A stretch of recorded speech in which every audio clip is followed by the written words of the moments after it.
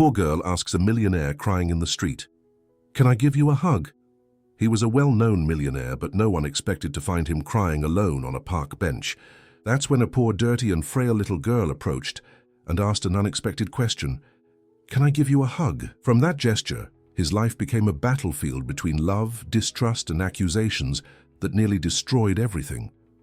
But what this girl revealed in the end left even the judges silent and the entire country moved. If this story interested you, don't forget to subscribe to our channel and tell us which city you're watching from. We'll continue. I promise this will be the best story you'll hear in your life. The clock struck 3 in the afternoon when Edward Mitchell left the mirrored building that housed his company. At 52, he possessed everything society considered success: a fortune built in real estate, recognition in the business world, and a respected name in New York. But on that day, walking through the streets of downtown, he felt a weight in his chest that all the money in the world couldn't relieve. He had lost Mary 3 years ago. Cancer came silently and relentlessly, taking away not only his partner of 20 years, but also the joy she brought to every room. Since then, Edward had been living a mechanical routine: work, meetings, business dinners, and an empty house that echoed his lonely footsteps. His daughter Chloe had been in a specialized clinic since she was 15, fighting eating disorders that the family never knew how to face. The visits were tense, marked by painful silences and superficial conversations. That day, something had been different. During a meeting with investors, Edward felt a wave of emptiness so intense that he had to excuse himself and leave. That's when he found himself walking aimlessly through the streets, trying to understand why his life, so organized on paper, seemed so empty in reality. He passed shops, restaurants, hurried people, but nothing could fill the hole growing in his chest. It was then that he arrived at Washington Square Park, a place he knew in passing but had never really observed. There were benches under the trees, some street vendors and children playing. Edward sat on an isolated bench away from the activity, and for the first time in years allowed the tears to come.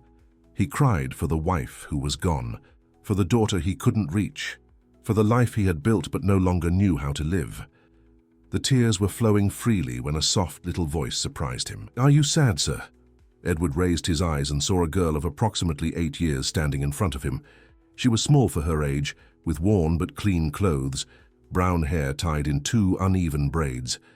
What stood out most were her eyes, large, dark, and full of wisdom that didn't match her age. "Yes, I am," Edward replied, quickly wiping his face with his hands. He was used to hiding vulnerabilities, but something about this child's presence made him honest. The girl tilted her head to the side, observing him with curiosity. "My sister says that when we're sad, a hug helps. Can I give you a hug?" Edward was silent for a few seconds. When was the last time someone had offered a hug without wanting anything in return? The girl waited for his answer patiently, as if she had all the time in the world. "Yes," he murmured. She approached and hugged him tightly, her thin little arms wrapping around his chest. It was a different hug from any other Edward had received. There was no pity, no discomfort, just a total and genuine offering. For a few seconds, he felt as if an invisible weight had been lifted from his shoulders. When she pulled away, she smiled at him. "Thank you," she said simply. "Thank you for what?" Edward asked, confused. "For letting me hug you. Sometimes I get sad too. And hugging someone makes me feel better too." Edward observed the girl more carefully. Despite her tidy appearance, it was evident that she didn't come from a structured family. Her clothes were old, her shoes worn, and there was a maturity in her posture that spoke of responsibilities too heavy for a child to carry. "What's your name?" he asked. "Amy. And you?" "Edward." "Nice to meet you, Amy." She smiled again, a smile that lit up her entire face. "Nice to meet you too, Mr. Edward. Will you be okay?" Edward reflected on the question. For the first time in a long time, he felt a small spark of something that could be hope. "I think so. And you? Is everything okay with you?" Amy shrugged. "I'm taking care of my sisters. We manage." Before Edward could ask more, Amy waved to him. "I have to go now.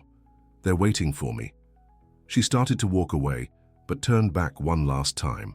"Mr. Edward, can you come back tomorrow? I like talking to nice people."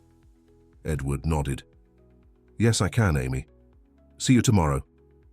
She ran off toward an abandoned building across the park, where Edward could see two other small figures waiting for her. He sat there for a few more minutes processing what had happened. That girl, without knowing it, had done something that no therapist, friend, or consultant had managed. She had broken through the wall he had built around his heart. That night, Edward couldn't stop thinking about Amy. There was something about her that intrigued him deeply. The way she offered help without judging, her precocious wisdom, the responsibility she carried on her shoulders. He decided he would return the next day, not out of pity or charity, but because something in that encounter had awakened a part of him he thought was asleep forever. The next day, Edward arrived at the park at the same time. Amy was there, sitting on the same bench as if she knew he would come. This time she wasn't alone. Two other girls were with her. One appeared to be about 6 years old with curly hair and a shy smile. The other was around 10, more serious, observing Edward with suspicion. "These are my sisters," Amy said, making the introductions. "This is Lucy," she pointed to the smaller one, "and this is Bethany," she indicated the older one. "Girls, this is Mr. Edward I told you about." Edward greeted the girls kindly, respecting the distance they maintained. Bethany was clearly the protector of the group, always positioned between him and the other two. During that conversation, Edward discovered more about their reality. They lived in an abandoned building near the park, took care of each other, and survived by doing small jobs in the area, watching cars, selling candy at traffic lights, helping elderly people with shopping. "Why aren't you in school?" Edward asked carefully. "We don't have documents," Bethany responded dryly. "Without documents, you can't go to school, you can't go to the doctor, you can't do anything." Edward felt his heart tighten. How was it possible that 3 children were living invisible to the system, with no one taking responsibility for them? "And where are your parents?" The girls looked at each other. Amy took the lead. "We don't remember very well. Bethany remembers more things, but we don't want to talk about that right now." Edward respected their silence. At that moment, he understood that gaining these children's trust would be a long and delicate process. He couldn't come with ready-made solutions or rush. They had survived on their own and developed protection mechanisms that wouldn't be easily broken. In the days that followed, Edward began visiting the park regularly, always at the same time, always respecting the girls' space. Gradually, they began to open up. Lucy was sweet and dreamy, always drawing with colored chalk that Amy somehow managed to get. Bethany was intelligent and suspicious, but Edward could see that behind the hardness was a child who also needed care. Amy was the link between them all, always mediating, always caring, always putting the needs of others before her own. It was Amy who first accepted a snack that Edward offered. Then, shyly, Lucy also accepted. Bethany took longer, but eventually gave in when she realized that Edward wasn't trying to buy or control them. He just wanted to be present, offering what they would accept receiving. One afternoon, while watching the 3 playing in the park, Edward had a revelation. These children didn't just need material help. They had created among themselves a true family, based on love and mutual care. It was something that he, with all his wealth and structure, had not managed to maintain with his own daughter. There was something he could learn from them, as much as he could offer. It was then that he made a decision that would forever change his life and the girls. He wouldn't just be a benefactor passing through the park. He wanted to be part of that improvised family. He wanted to offer not just resources, but truly a home. He knew it would be a difficult path, full of legal and emotional obstacles, but for the first time in years, he felt he had found a purpose greater than himself. That night, Edward called his lawyer. It would be the beginning of a journey that would test all his limits, but would also lead him to discover meanings he never imagined existed. The hug from a girl had opened a door he didn't even know was closed. Now it was time to walk through it completely. Dr. Robert Silver, Edward's lawyer for more than 15 years, listened with growing attention to his client's account. Sitting in his elegant office on Fifth Avenue, his eyebrows furrowed increasingly as Edward explained his intention to adopt the 3 girls from the park. "Edward, do you understand the complexity of what you're proposing?" Robert asked, adjusting his glasses. "Adoption is already a complicated process under normal circumstances. 3 children without documentation, without known family history, living in an irregular situation. This could take years to resolve." Edward leaned forward in the leather armchair. "Robert, I don't care about the time. These girls need a home, and I need them as much as they need me. Is there any way we can start the process?" The lawyer sighed, pulling out a folder with forms. "We'll have to start with Child Protective Services. They need to be registered in the system, undergo psychosocial evaluations, have their situation legalized. Only then can we think about temporary guardianship, and much later about adoption itself." During the following weeks, Edward immersed himself in a bureaucratic world he was completely unfamiliar with. He visited government offices, filled out hundreds of forms, faced endless lines. Each official seemed to have a different requirement. An additional document needed, a procedure that hadn't been mentioned before. Meanwhile, he continued meeting the girls in the park. They noticed his concern, although he tried to hide it. Amy, with her natural sensitivity, was the first to ask what was happening. "Mr. Edward, you seem different. Are you having problems?" Edward hesitated. How to explain to an 8-year-old child the legal intricacies he was going through? How to talk about adoption without creating expectations he might not be able to fulfill? "I'm trying to resolve some things so that you can have a better life," he said carefully. "But it's being more complicated than I imagined." Bethany, always direct, looked at him seriously. "Do you want to take us away from here?" "I don't want to take you away from anything," Edward replied quickly. "I want to offer a safe place where you can live, study, have the things you deserve to have." "And if we don't want to go?" Bethany continued, testing him. "Then I would respect your decision, but I'd like you to at least consider the possibility." The girls looked at each other, exchanging glances loaded with meaning. It was Amy who usually spoke for the group in important moments. "Can we think about it?" she asked. "Of course. There's no rush," Edward lied, knowing that in reality there was a lot of rush according to the timetables of the legal system. The first major victory came after 2 months of bureaucratic battle. The girls managed to be registered in the system as in situation of social vulnerability, which gave them the right to basic medical care and the possibility of insertion into social programs. It was an enormous relief when Lucy could finally go to a dentist to treat an infection that had been bothering her for weeks. But the victory also brought an unexpected complication. With the registration in the system, the girls were now officially under Child Protective Services supervision. A social worker, Dr. Carrie Rodriguez, was assigned to follow the case. She was a 40-year-old woman, experienced but visibly overloaded with dozens of similar cases. "Mr. Mitchell," she said during their first meeting, "I admire your intention to help these children, but I need to be clear about some issues.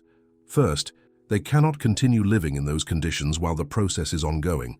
Second, your motivation will be thoroughly investigated. Third, your financial capacity, although it's a positive point, is not the only criterion evaluated." Edward felt a tightness in his chest. "What are you suggesting?" "That while the process is not resolved, the girls be sent to a temporary shelter institution. It's the standard procedure." "No." Edward's reaction was immediate and emotional. "They're fine where they are. They have a structure. They take care of each other. Separating them would be cruel." Carrie sighed. "Mr. Mitchell, I understand your concern, but there are protocols. I cannot leave children living in an abandoned building, regardless of how well they take care of themselves."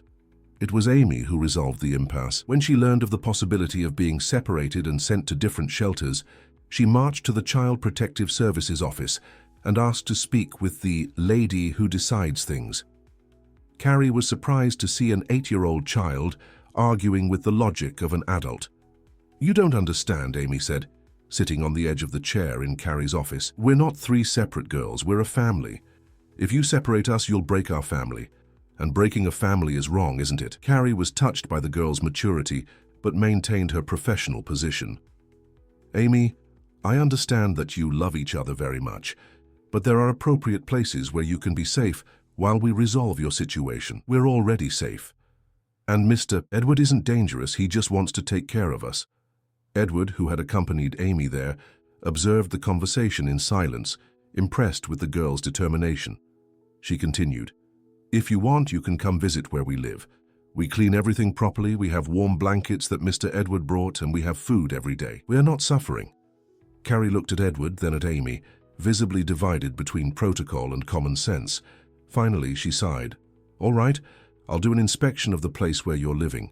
If it's in minimally adequate conditions, I can consider a different temporary solution. But," she raised her finger, You'll have to accept regular visits, mandatory medical monitoring, and eventually attend school. Amy smiled for the first time since she'd entered the office. We accept all of that. We just don't want to be separated. The inspection happened a week later. Edward had spent days helping the girls better organize their space in the abandoned building. It wasn't luxurious, but it was clean, organized, and clearly inhabited by people who cared about each other. Carrie was surprised to see Lucy's drawings carefully pasted on the walls, a small garden of plants that Amy maintained in recycled cans, and an improvised study area where Bethany practiced mathematics with books that Edward had brought. "Impressive," Carrie murmured to Edward while watching the girls proudly show their home. "In 15 years working with children in street situations, I've rarely seen such a solid family organization." Edward seized the moment. "So they can stay here while the process is ongoing?" Carrie hesitated. "I can grant temporary authorization, but with strict conditions. Weekly visits, monthly reports, and if there's any irregularity, they go to institutional care immediately." It was the beginning of a new phase. Edward began spending more time with the girls, no longer just as a visitor to the park, but as someone genuinely involved in their lives. He helped with schoolwork when he managed to enroll them in a special program for children in irregular situations. He took them to the doctor when necessary.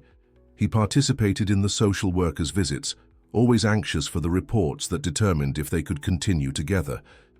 But the real change was happening within himself.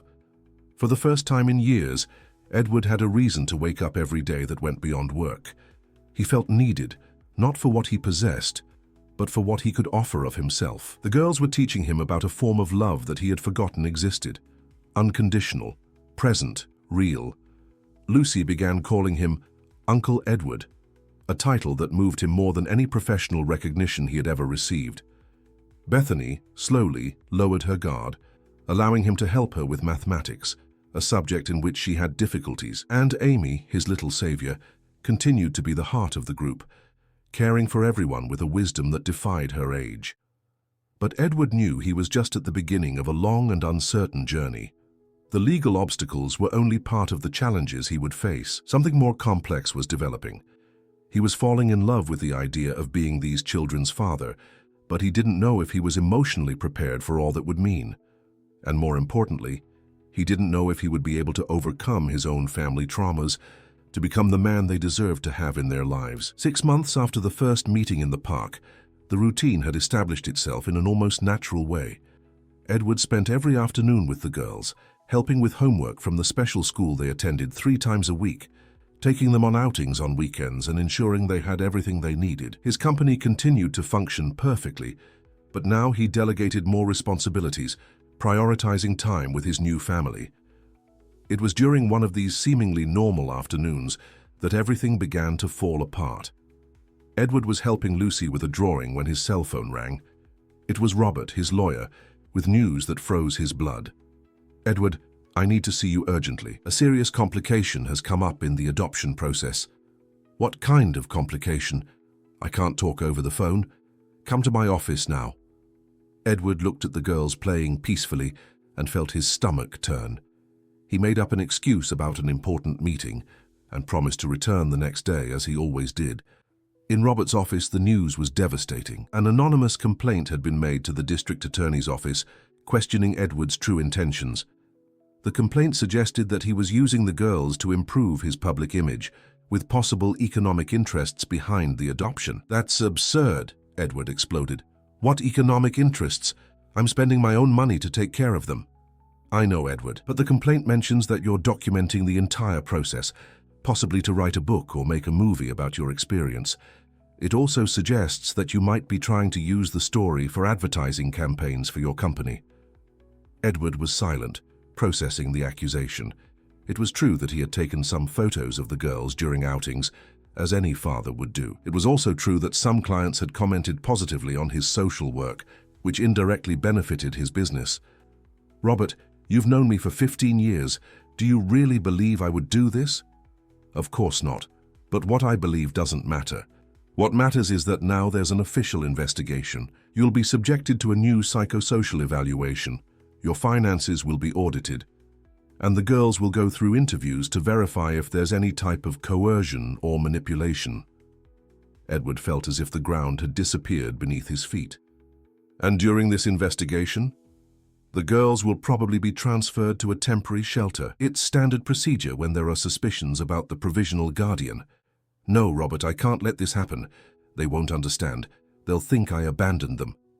Edward, if you try to prevent the investigation or hide the girls, that will only confirm the suspicions. Our only option is to cooperate completely and prove that the accusations are false. That night, Edward couldn't sleep. How would he explain to the girls that they might have to be separated temporarily? How would Amy, who had already lost so much, understand that he wasn't abandoning her, but that he was being forced to stay away? The next morning, when he arrived at the place where the girls lived, he found only Bethany. She was sitting alone at the entrance of the building, with a somber expression he had never seen. "Where are Amy and Lucy?" he asked, alarmed. "The lady from Child Services came last night," Bethany said without emotion. "She said she had to take Amy to do some special medical exams. Lucy went along because she didn't want to leave Amy alone." Edward felt his heart race. "When will they be back?" "The lady said they might take a few days." But from the way she spoke, Bethany stopped, looking directly into his eyes. "Mr. Edward, did we do something wrong?" "No, Bethany. You didn't do anything wrong. Edward couldn't finish the sentence. How to explain that his attempt to help them had become the reason why they were being separated? "The lady said that you might not be able to take care of us anymore. Is that true?" Edward knelt in front of Bethany, holding her small hands. "Bethany, listen carefully to what I'm going to tell you. I'm going to do everything in my power to prove that I deserve to take care of you. It might take some time, it might be difficult, but I won't give up. Ever." Bethany's eyes filled with tears for the first time since Edward had met her. "But what if it doesn't work out? What if they don't let us stay together?" Edward pulled her into a hug, feeling his own voice choke. "Then I'll keep fighting until I succeed. Amy taught me that sometimes people just need someone who won't give up on them, and I won't give up on you." The following days were the most difficult in Edward's life. Bethany was with him, but she was different, silent, distrustful, constantly asking about Amy and Lucy. Edward tried to maintain normalcy, but it was impossible to pretend that everything was fine when half of the family had disappeared. The investigation advanced quickly. Edward was subjected to long interviews with psychologists, social workers, and prosecutors. His bank accounts were analyzed, his house was inspected, former employees and business partners were questioned about his character. Every aspect of his life was scrutinized. The worst moment came when he was called to watch, through a one-way mirror, Amy being interviewed by a psychologist. The girl was visibly frightened, sitting in a sterile room, answering questions about her life with Edward. "Amy, did Mr. Edward ever ask you to do anything that made you uncomfortable?" "No." "Did he ever hurt you or make you feel bad?" "No. He was always kind to us. Why do you think he wants to take care of you?" Amy was silent for a long moment. When she answered, her voice was small but firm. "Because he was sad when I met him, and I think taking care of us makes him not sad anymore. And we're not sad anymore when he's with us." Edward had to leave the room. He couldn't watch that child being forced to explain feelings that even adults didn't know how to express adequately. It was then that the news he feared most arrived. Amy had fallen ill during the medical exams. What started as a simple fever rapidly evolved into something more serious. She was hospitalized with a severe infection, a consequence of years of malnutrition that had left her immune system fragile. Edward begged to be allowed to visit her, but was informed that during the investigation, his contact with the girls should be supervised. He could see her only once a week for 30 minutes in the presence of a social worker. When he finally could enter the hospital room, Edward barely recognized the girl who had changed his life. Amy was pale, connected to wires and tubes, much smaller than the brave girl who had approached him in the park. But when she saw him, her eyes lit up. "Uncle Edward," she whispered, extending her arms to him. Edward hugged her carefully, feeling as if his heart would break into pieces. "How are you feeling, little one?" "Better now that you came. Where are Bethany and Lucy?" "Bethany is fine, taking care of everything. Lucy is in another place temporarily, but she's safe." Amy studied him with those wise eyes. "Uncle Edward, why can't we be together?" How to explain bureaucracy, investigations, and anonymous complaints to a sick 8-year-old child? Edward opted for the simplified truth. Some people are questioning if I'm the right person to take care of you, so now I need to prove that I am. But I already know you are, Amy said with the irrefutable logic of childhood. Why didn't they ask me? They did, love, and your answer is helping a lot. Amy was quiet for a moment, then took Edward's hand. Uncle Edward, if they decide you can't take care of us, will you forget about us? Edward felt tears burning his eyes. Amy, listen carefully. No matter what happens, I will never forget you. You changed my life in a way I didn't even know was possible. And I'll keep fighting for us to be together, even if it takes a very long time. The social worker indicated that the time was up. As Edward got up to leave, Amy held him by the hand. Uncle Edward, do you remember what I said on the first day? That sometimes we just need a hug? Edward nodded. Sometimes we need someone who won't give up on us, even when it gets difficult. You won't give up, will you? Never, Amy. Never. As he left the hospital, Edward knew he was facing the most important battle of his life. It was no longer just about adoption or legality. It was about proving that the love that had blossomed between him and those girls was real, genuine, and deserving of protection. It was about showing that family isn't defined by blood or documents, but by choice, care, and commitment. The investigation lasted 3 weeks that seemed like 3 years to Edward. During this period, he lived in constant agony, dividing his time between lawyers, reports, and the few supervised visits he was allowed. Amy remained in the hospital, her condition slowly improving but still fragile. Lucy was in a temporary shelter, and Bethany continued with Edward under constant supervision. It was Robert who brought the first good news in a long time. He arrived at Edward's apartment on a rainy Thursday afternoon with an expression that mixed relief and indignation. Edward, we discovered who made the complaint, he announced, taking a folder of documents from his briefcase.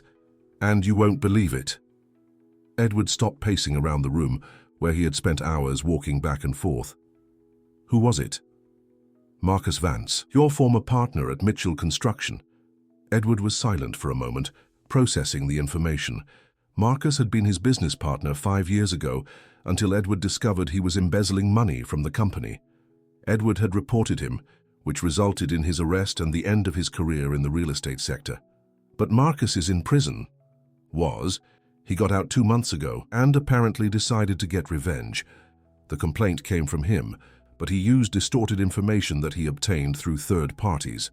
One of the security guards at your building, whom he bribed to obtain information about your routine. Edward felt a mixture of anger and relief.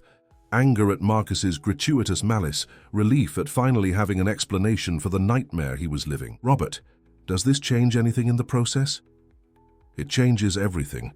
With this information, we can prove that the complaint was made out of personal revenge, without real foundation. I've already filed a petition to suspend the investigation and accelerate the process of permanent guardianship. But Edward was barely listening. His mind had already raced to the girls. When can I pick up Amy from the hospital? And Lucy? Calm down, Edward. It will still take a few days for all the bureaucratic procedures. But Dr. Rodriguez has already been informed and is preparing the documentation to reunite the girls. 2 days later, Edward received a call that made him more nervous than any business meeting he had ever had. It was Dr. Rodriguez. Mr. Mitchell, I need you to come to Child Protective Services this afternoon. There's something important we need to discuss about Amy. Edward's heart raced. Is she okay? Did something happen at the hospital? She's physically stable, but during her treatment, we discovered something about her past that changes her legal situation. Edward arrived at Child Protective Services with sweating hands. Carrie received him in her office, along with a woman he didn't know, tall brunette appearing to be in her 30s, with eyes that seemed familiar. Mr. Mitchell, Carrie began. This is Sarah Oliver. She is Amy's biological mother. Edward felt as if he had been punched in the stomach. The woman observed him with a mixture of curiosity and gratitude. I didn't know my daughter was alive, Sarah said, her voice trembling slightly.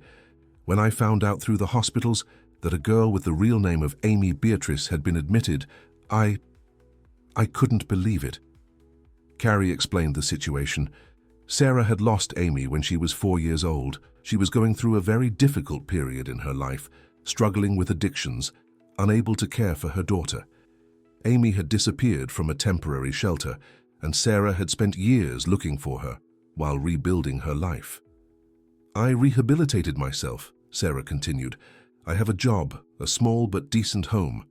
I never gave up looking for my Amy Beatrice, and when I found out she was alive, that a kind man was taking care of her." Edward found his voice, though it came out hoarse. "What does this mean for the girls?" Carrie sighed. "Legally, it means that Amy has a biological mother who wants her back and has the conditions to do so. As for Lucy and Bethany, they are not Amy's biological sisters. The adoption process for them can continue normally with you." "No," Edward said immediately. "They are a family. They cannot be separated." Sarah leaned forward. "Mr. Mitchell, may I speak with you privately?" Carrie left them alone in the room. Sarah looked Edward in the eyes for a long moment before speaking. "Do you love my daughter?" The question was direct and deserved an equally direct answer, as if she were my own daughter. "And does she love you?" "I believe she does." Sarah nodded slowly. "Mr. Mitchell, I missed 4 years of my daughter's life. You've been present for the last 8 months. I want my daughter back, but I also want what's best for her." Edward didn't know what to say. Part of him wanted to fight, argue, do everything to keep Amy with him, but another part knew that a mother who had recovered and really wanted her daughter back had rights that he couldn't question. "What are you suggesting?" "That we talk with Amy, that we let her tell us what she wants, and that, regardless of her decision, we find a way for all of us to continue being part of her life." This is how, on a Friday afternoon, Edward found himself at the hospital next to Sarah, waiting to talk with Amy. The girl had improved a lot in the last few days and was playing with some colored drawings when they entered. Amy smiled when she saw Edward, but became confused when she noticed the unknown woman beside him. "Uncle Edward, who is she?" Edward looked at Sarah, who nodded encouragingly. "Amy, I want you to meet someone very special. This is Sarah. She is your mother." Amy remained completely still for a few seconds. Then she looked from the woman to Edward and back to the woman. "My real mother?" Sarah approached the bed carefully. "Yes, my love, I am your mommy. I looked for you for a long time." Amy studied Sarah's face intensely. Slowly, the physical similarities became evident to Edward. The shape of the eyes, the way of furrowing her brow when thinking. Even the smile had common traits. "Where were you?" Amy asked. Her voice small and full of old pain. Sarah began to cry. "I was sick, Amy Beatrice. I couldn't take care of you the way you deserved, but I got better and I never stopped looking for you, never." Amy looked at Edward. "Uncle Edward, does this mean I can't live with you and my sisters anymore?" Edward felt his heart breaking, but forced a smile. "Amy, this means you have 2 people who love you very much and want to take care of you. We're going to talk and figure out the best way to do this together. But I don't want to leave Bethany and Lucy. They're my family." It was Sarah who answered. "Amy Beatrice, I met your Uncle Edward today, and I can see he's a wonderful person. I can also see that you have a beautiful family together. I don't want to break up that family. I want to be part of it." Edward looked at Sarah with surprise. She continued, "How about we try something different? What if I live near you, and you can spend time with me and with your sisters and with your Uncle Edward? That way you don't lose anyone. You just gain one more person who loves you." Amy was thoughtful for a long moment. Finally, she extended one hand to Sarah and another to Edward. "Can I hug you both at the same time?" What happened next was the most emotional hug of Edward's life.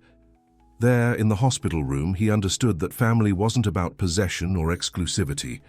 It was about love, acceptance, and the willingness to make sacrifices for the well-being of the people we love. 3 months later, Edward was in his new home, larger than the previous one, with a yard where the girls could play.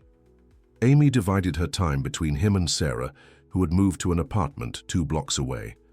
Bethany and Lucy had been officially adopted by Edward, and Amy was in the process of shared custody, an innovative situation that had to be created specifically for them. Chloe, Edward's daughter, had started visiting the house regularly.